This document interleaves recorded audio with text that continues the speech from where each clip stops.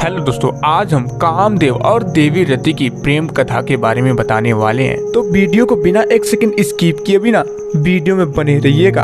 और आगे बढ़ने से पहले हम आपको बता दें कि हिंदू धर्म पे वीडियो बनाना कोई बच्चों का खेल नहीं है। और हाँ दोस्तों, हमने कई बार देखा है कि आप लोग वीडियो को तो देखते हैं लेकिन चैनल को सब्सक्राइब नहीं करते। चैनल को सब्सक्राइब करके हमें सपोर्ट कीजिए। तो बिना देर किए चलिए शुरू करते हैं। दोस्तों, हिंदू धर्म ग्रंथों में कामदेव को प्रेम और आकर्षण का देवता माना गया है। धर्म ग्रंथों में वर्णित कथाओं के अनुसार कामदेव भगवान विष्णु और देवी लक्ष्मी के पुत्र हैं। ऐसा माना जाता है कि कामदेव का विवाह देवी रति के साथ हुआ था, जो कामदेव की तरह ही प्रेम और आकर्षण की देवी मानी जाती है। परंतु कुछ कथाओं में कामदेव को स्वयं ब्रह्मा जी का पुत्र भी बताया गया है, जो कि हम आगे बताने वाले हैं। और इनका संबंध भगवान विष्णु से भी है। धर्म ग्रंथों में कामदेव का स्वरूप सुनहरे पंख वाले एक सुंदर नवयुवक की तरह प्रदर्शित किया गया है, जिनके हाथ में धनुष और बाण है। इनकी सवारी तोते को बताया गया है। ये तोते के रथ पर मछली के चिन्ह वाले लाल ध्वज लगाकर विचरण करते हैं। परंतु कामदेव को कुछ शास्त्रों में हाथी पर बैठे हुए भी बताया गया है। कहते हैं कि भगवान शंकर ने अपने तीसरे नेत्र से कामदेव को भस्म कर दिया था। उसके बाद उनके अगले जन्म में उनकी पत्नी रति के साथ कामदेव का पुनः मिलन हुआ। चलिए दोस्तों, साथ ही हम आपको बता दें कि कामदेव ब्रह्मा जी के पुत्र कैसे हुए। दोस्तों, पौराणिक कथाओं के अनुसार एक समय ब्रह्मा जी सृष्टि के विस्तार की कामना से ध्यान मग्न थे। उसी समय उनकी आंख से एक तेजस्वी पुत्र काम उत्पन्न हुआ। वो पुत्र कहने लगा कि मेरे लिए क्या आज्ञा है। तब ब्रह्मा जी ने उससे कहा कि मैंने सृष्टि उत्पन्न करने के लिए प्रजापतियों को उत्पन्न किया था, परंतु वे सृष्टि रचना में सफल नहीं हुए। इसलिए यह कार्य अब मैं तुम्हें सौंपता हूँ और इसे पूर्ण करने की आज्ञा देता हूँ। परंतु ब्रह्मा जी की बात सुने बिना ही कामदेव वहां से विदा होकर अदृश्य हो गए। यह देख ब्रह्मा जी को क्रोध आ गया और उन्होंने कामदेव को श्राप दे दिया कि तुमने मेरी आज्ञा का पालन नहीं किया है, इसलिए तुम्हारा जल्द ही नाश हो जाएगा। यह सुनकर कामदेव भयभीत हो गए और हाथ जोड़कर ब्रह्मा जी के समक्ष क्षमा मांगने लगे।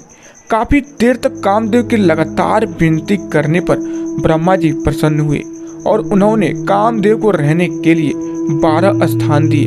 उन्होंने कहा कि हे कामदेव, तुम्हारा निवास स्थान स्त्रियों के कटाक्ष, उसके केश राशि, उसकी जंघा, वक्ष, नाभि, जंगमूल, अधर, कोयल की कूक, चांदनी, वर्षाकाल, चैत्र और वैशाख महीना होगा।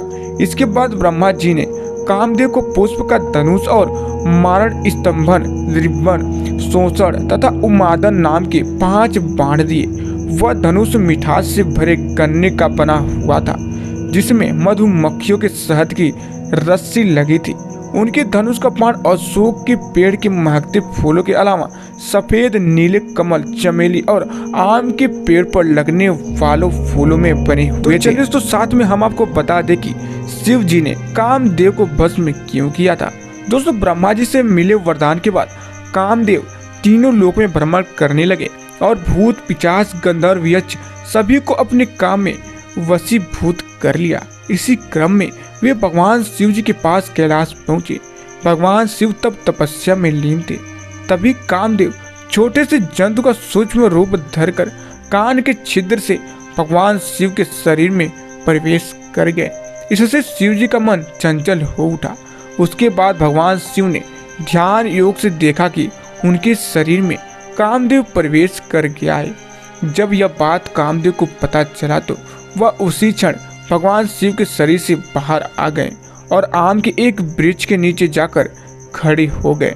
फिर उन्होंने शिव जी पर अपने मनमोहक नामक बाण छोड़ा, जो शिव जी के हृदय पर जाकर लगा।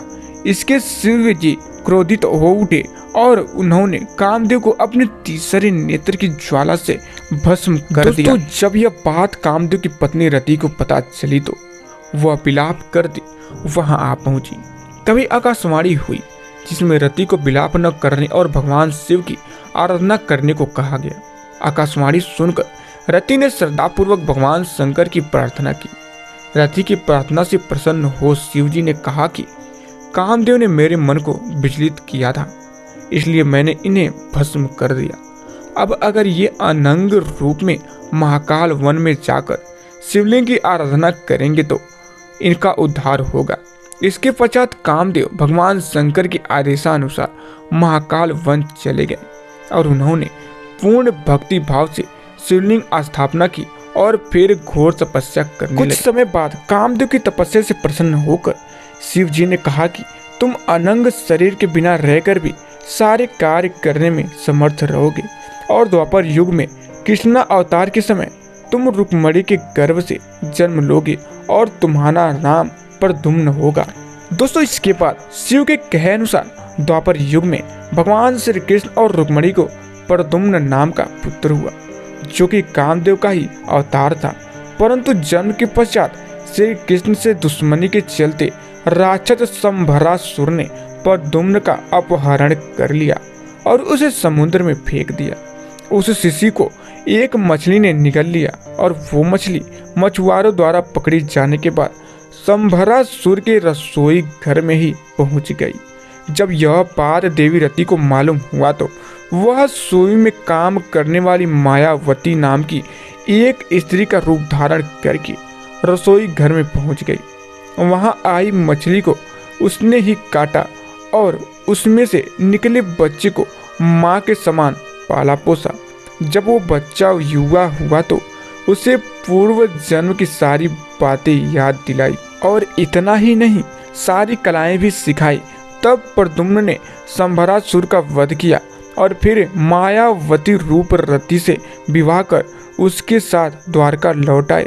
और दोस्तों, साथ ही हम आपको बता दें कि मुद्दल पुराण के अनुसार कामदेव का वास यौवन, स्त्री, सुंदर फूल, गीत, परागकण या फूलों का रस, पक्षियों की मीठी आवाज, सुंदर बाग बगीचा, बसंत ऋतु, चंदन, काम मसनाओं में लिप्त मनुष्य की संगति, छुपे अंग, सुहानी और मंद हवा, रहने के सुंदर स्थान, आकर्षक वस्त्र और सुंदर आभूषण धारण किए शरीरों में रहते हैं। इसके अलावा कामदेव स्त्रियों के शरीर में भी वास करते हैं। खास तौर पर स्त्रियों के नयन, ललाट, भौं और होठों पर इनका प्रभाव काफी रहता है। तो दोस्तों, उम्मीद करता हूँ कि आप लोगों को कामदेव और देवी रति की रहस्य की ये जानकारी पसंद आई होगी।